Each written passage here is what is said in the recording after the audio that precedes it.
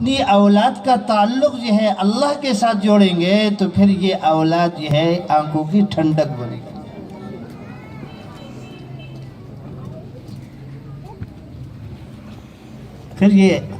پھر یعنی ہمارے لیے سکون کا، راحت کا یہ بچے ذریعہ بنے.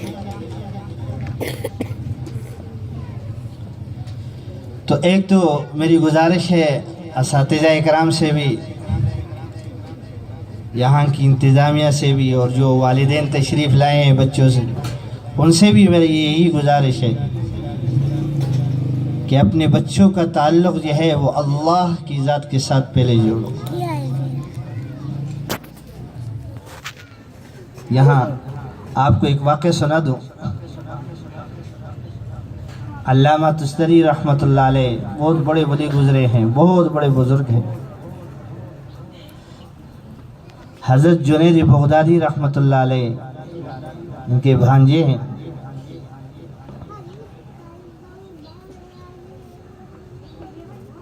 تو جب یہ 7 سال کے ہوئے نا جنید بغدادی رحمۃ اللہ علیہ،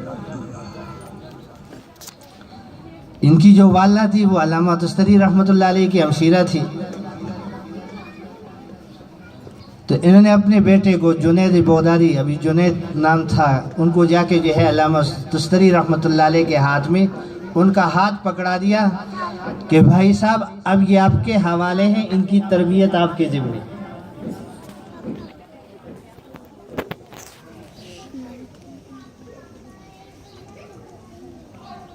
تو علامہ تستری رحمۃ اللہ علیہ نے حضرت جنید بغدادی رحمۃ اللہ علیہ، بھی بچے تھے، 7 سال کے بچے تھے، اور ان کو تسبیح دی اور ان سے کہا کہ بیٹا وہ کونے میں جا کر بیٹھ جاؤ اور 7 دن تک لا الہ الا اللہ کا ورد کرو.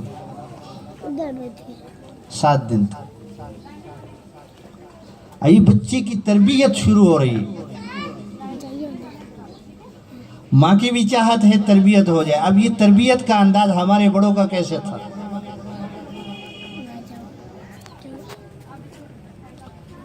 7 دن تک وہ وہاں بیٹھ کر اللہ اللہ لا الہ الا اللہ اس کا ورد کرتے رہے. 7 دن کے بعد آئے تو حضرت نے پوچھا جنید بیٹا کیا حال ہے؟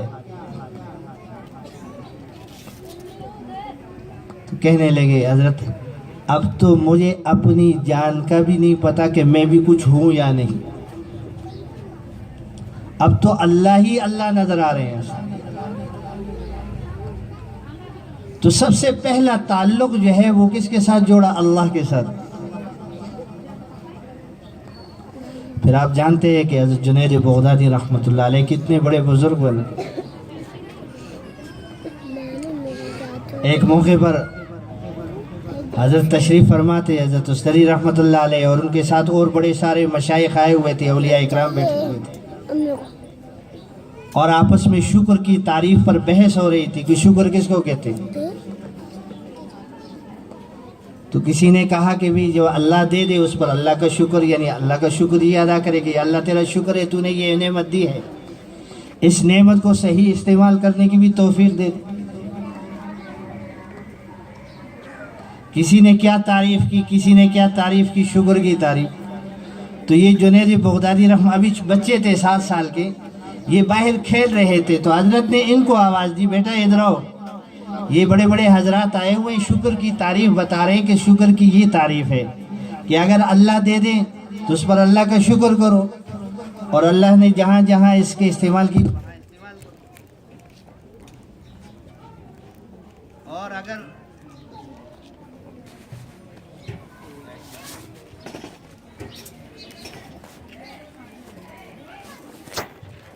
اور اگر یہ یعنی پہلے تو یہ کہا کہ شکر کی تعریف وہ یہ کہہ رہے ہیں، وہ یہ کہہ رہے ہیں، یہ کہہ رہے ہیں کہ دے دے تو اللہ یا اللہ تیرا شکر ہے، اور اس کو پھر صحیح طریقے سے استعمال کرو، اور اگر نہ ملے تو صبر کر.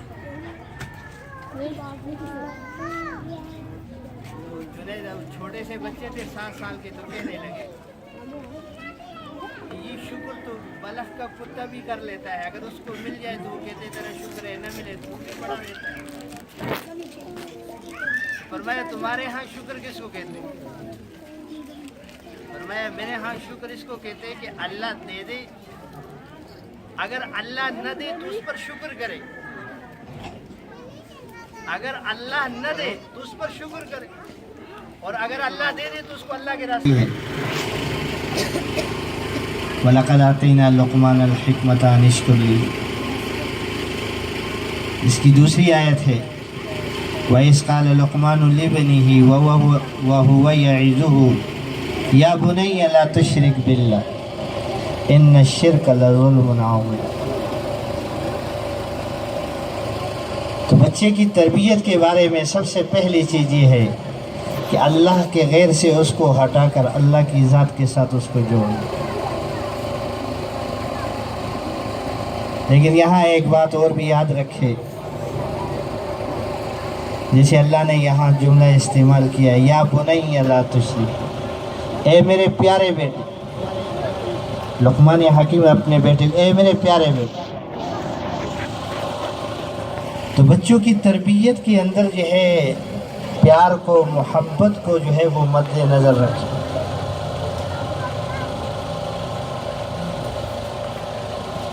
غصے کو نہیں، ابو جی گھر میں آ جائے اور بچہ جو ہے وہ چارپائی کے نیچے چلا جائے، یہ بچے کی تربیت نہیں ہوئی بلکہ بچہ بگڑ گیا ہے۔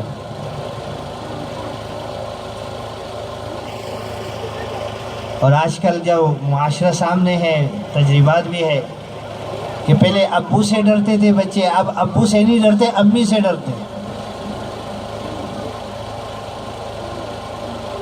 وہ امی اتنی ڈانٹتی ہے بچوں کو یا بچیوں کے، بچے جو ہے ان سے ڈرتے ہیں۔ ابو جی آ جائے تو ان کو چمڑ جاتے ہیں، امی جی آ جائے تو بچے بھاگ جاتے ہیں۔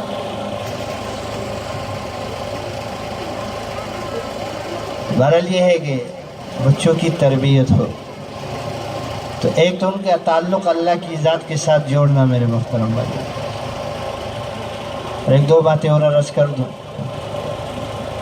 ایک ہے کہ بچوں پر نظر رکھی جائے، کیونکہ ہمارے بچوں کا تعلق تین جگہ سے ہوتا ہے۔ ایک گھر سے تعلق ہوتا ہے، ایک جہاں ان کو ہم تعلیم دلوا رہے ہیں، ایک وہاں سے ان کا تعلق ہوتا ہے، ایک معاشرے کے افراد سے باہر جہاں اٹھنا بیٹھنا ہے وہاں ان کا تعلق ہوتا ہے۔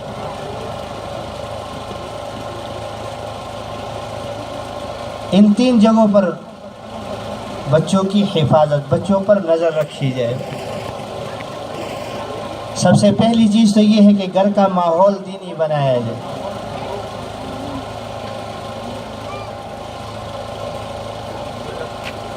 اگر گھر کا ماحول دینی نہیں ہوگا تو بچوں کی تربیت نہیں ہو سکتی۔ سب سے پہلے گھر کے اندر جو ہے وہ ماحول درست کرنا پڑے، یہ والدین کا پہلا حق ہے۔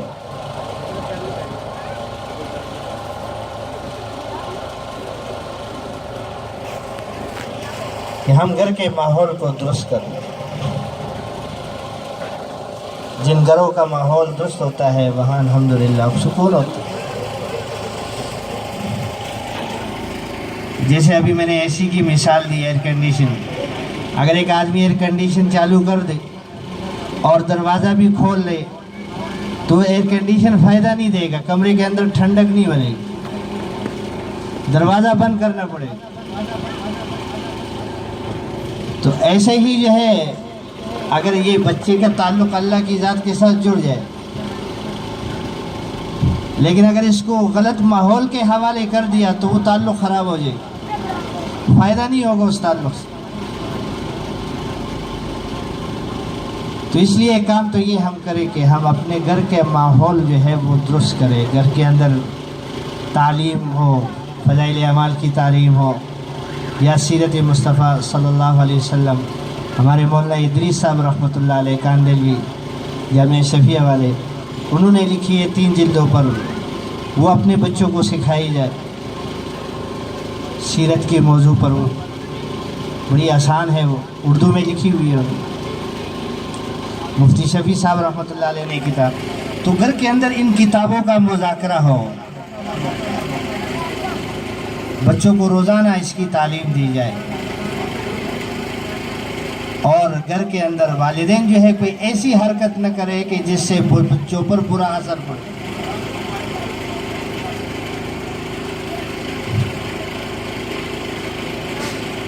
تو ایک تو یہ ہے کہ گھر کا ماحول، گھر کے اوپر جو ہے، گھر کے اندر ان پر نظر رکھی جائے بچوں پر۔ آج کل معاشرہ میرے محترم بھائی اور دوستو بہت زیادہ بگڑ چکا ہے، بچنا بہت مشکل ہے۔ ہم ہر سہولت جو ہے بچوں کو گھر کے اندر دے دیتے ہیں، یہاں تک کہ ٹی وی اور کیا کیا دنیا کے ہر آلت اور یہ موبائل وغیرہ یہ بچوں کو دے کے اندر رکھتے، کہتے ہم نے تو حق پورا کر دیا اور یہ جو ہے اب یہ محفوظ رہیں گے۔ نہیں محترم بھائی اور یہ حفاظت نہیں ہے بھائی۔ یہ جو نئی نئی چیزیں ایجاد ہوئی ہے یہ ہماری نسل کو تباہ کرنے کے لیے، ان سے اپنی اولاد کی حفاظت کرنی پڑے، تب جا کے جو ہے اولاد کی صحیح تربیت ہوگی۔ اور میرے محترم بھائیوں اور بہنوں، اگر گھر کا ماحول درست نہیں ہوگا تو بچوں کی تربیت کبھی بھی نہیں ہو سکتی۔ اور دوسری بات عرض کر دوں کہ جہاں جس ادارے میں ہمارے بچے یا بچیاں پڑھ رہی ہیں وہاں بھی ہمارے بچیوں پر نظر ہو، ادارے پر نظر ہو کہ وہ بچوں کی کیسی تربیت کرتے ہیں۔